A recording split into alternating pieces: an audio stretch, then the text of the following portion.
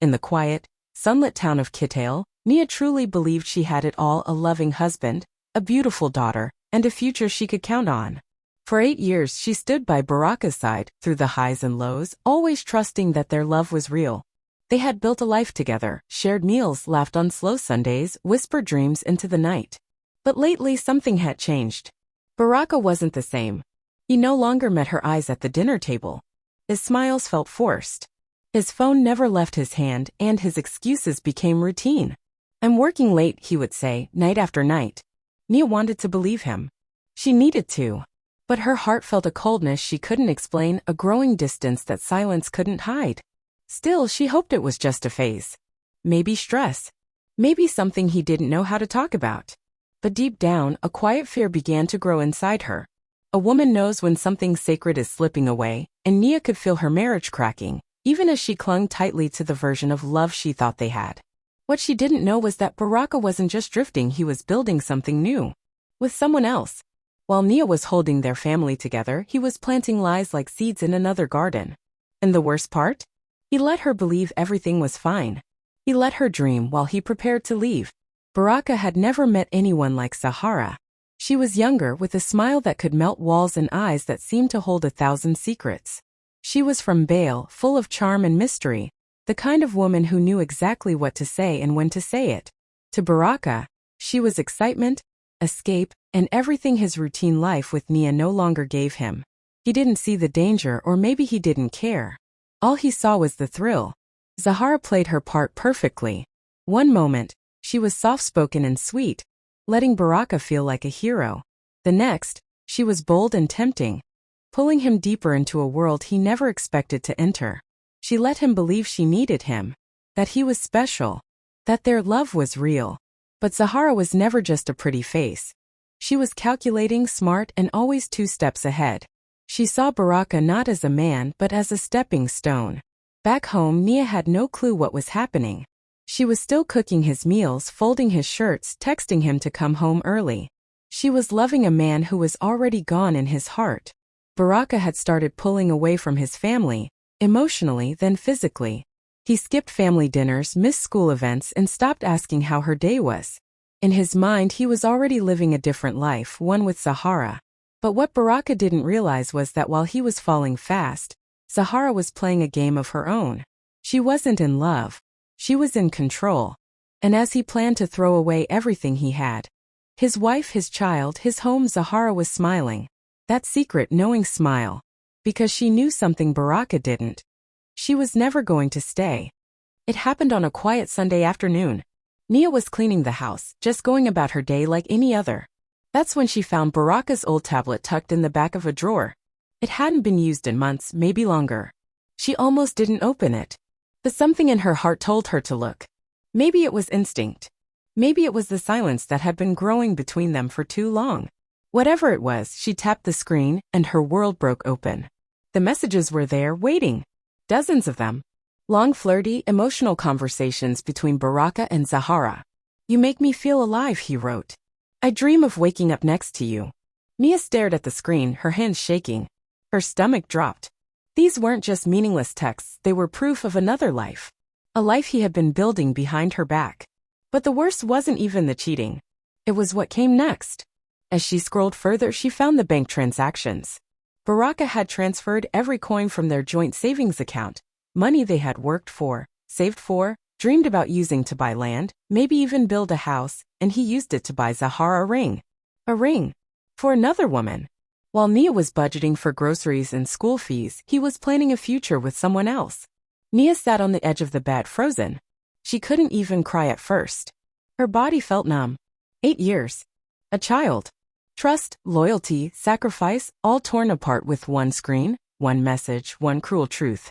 It wasn't just betrayal. It was disrespect. It was theft. It was the kind of heartbreak that didn't just break your heart, it crushed your soul. And in that moment, Nia knew, her marriage wasn't just broken. It was gone. Nia didn't shout. She didn't throw things. She didn't even ask why.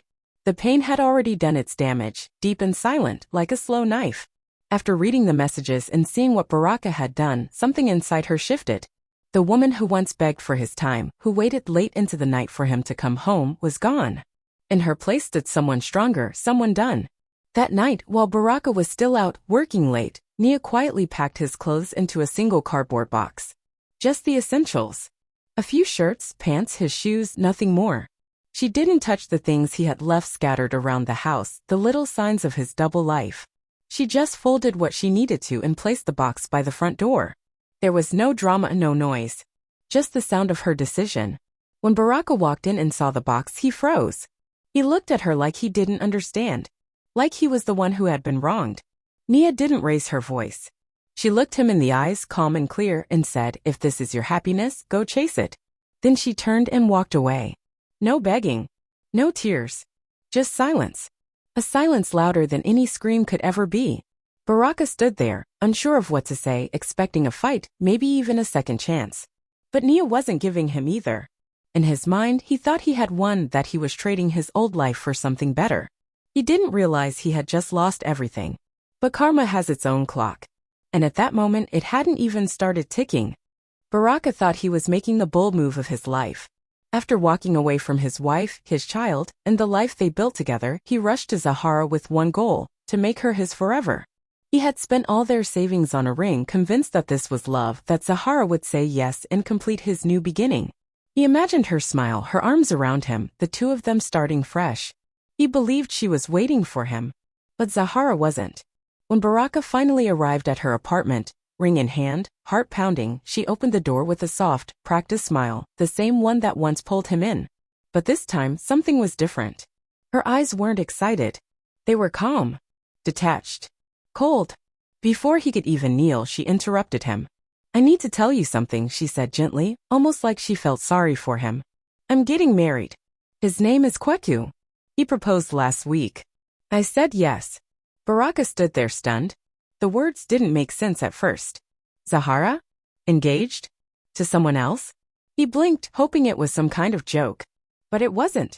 Kweku wasn't just anyone, he was a successful business tycoon from Tamale, with money, power, and status. Zahara had made her move. And Baraka? He was never the destination.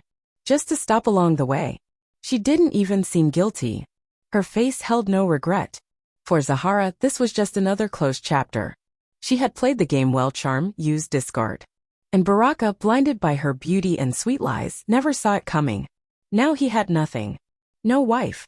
No Zahara. No home. Just an empty ring box and a heart full of regret. The life he destroyed for a dream turned out to be a nightmare, and he was wide awake in it. While Baraka was sinking in shame and silence, Nia was busy rising. She didn't post sad quotes online or sit around waiting for an apology. Instead, she got to work. With her heart still bruised and her savings gone, she moved back to her mother's small house in Boma with her daughter. It wasn't easy, but it was peaceful, and for the first time in a long while, Nia could breathe. One morning, as she stood in her mother's tiny kitchen, stirring a pot of spicy stew, an idea hit her.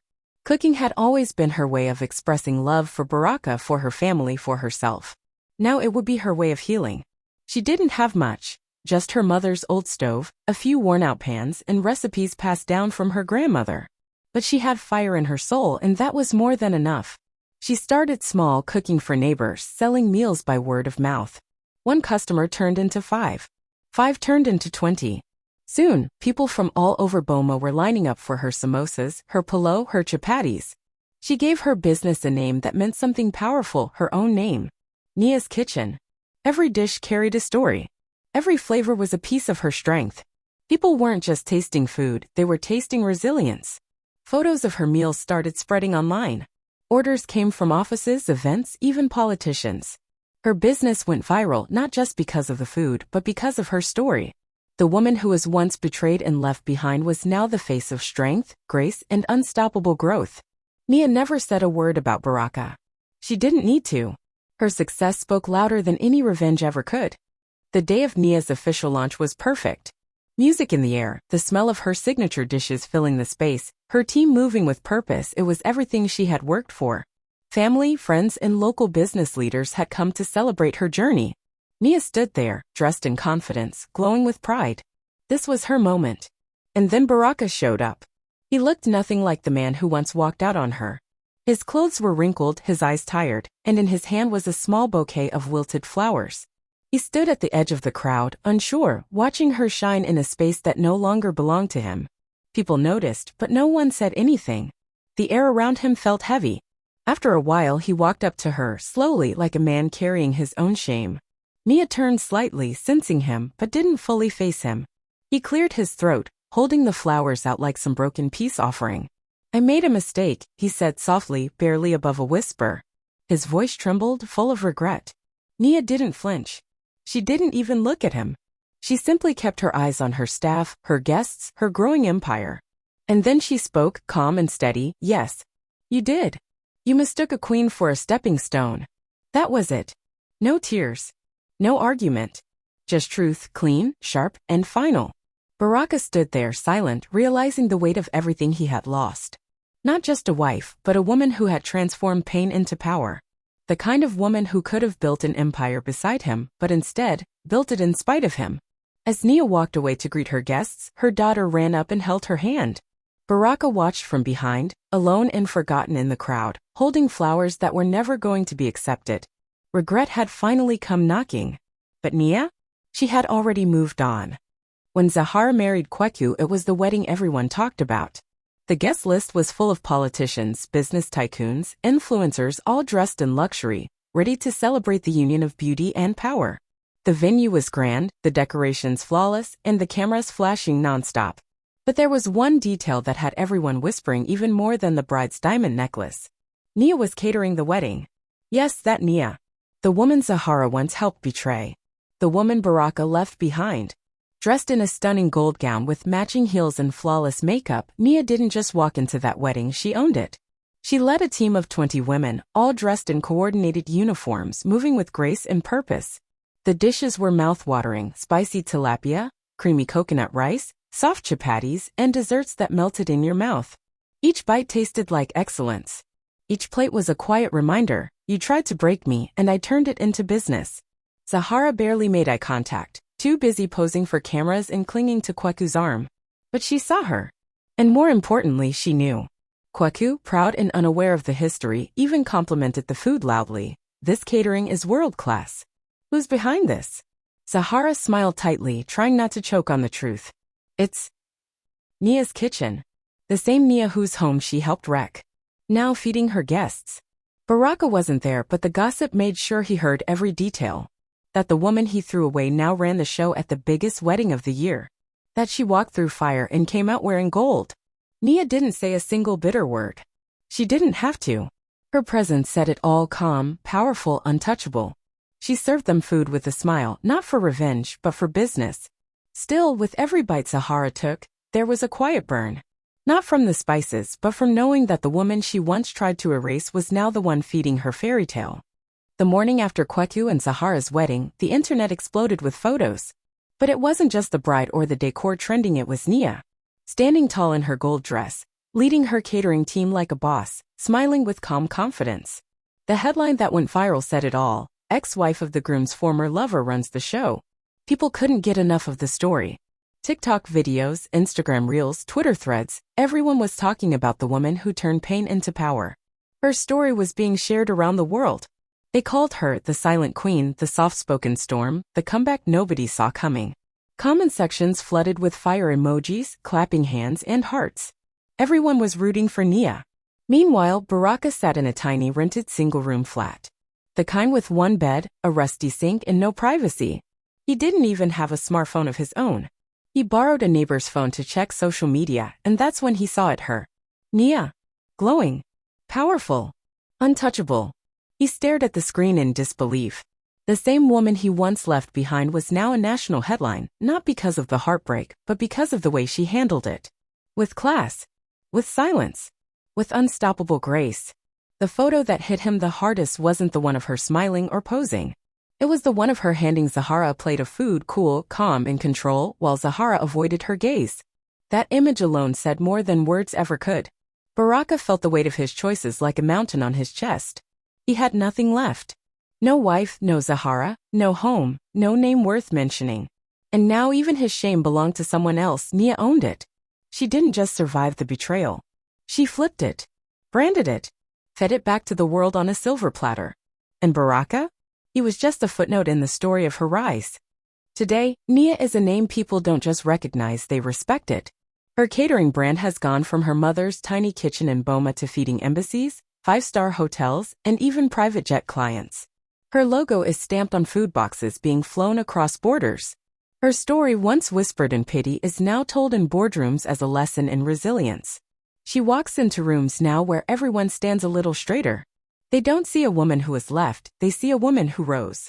A woman who turned tears into recipes and betrayal into a business empire. She employs dozens of women, many of them single mothers like she once was, teaching them not just how to cook, but how to rise too. One evening, as she tucked her daughter into bed, the little girl looked up and said, "Mama, you're the strongest woman I know." Nia's eyes filled with quiet emotion, but she just smiled and kissed her forehead. "That's because you gave me a reason to keep going," she whispered. As for Baraka, he still calls sometimes. Still knocks on doors that no longer open. Still sends messages saying he's sorry. But Nia's world doesn't pause for apologies anymore. Her palace, built from pain and purpose, has no space for traitors. No doors for the ones who threw her away. Her heartbreak didn't destroy her. It uncovered her crown. And now she wears it with pride, not out of revenge, but out of knowing her worth. Nia didn't just survive. She reigned.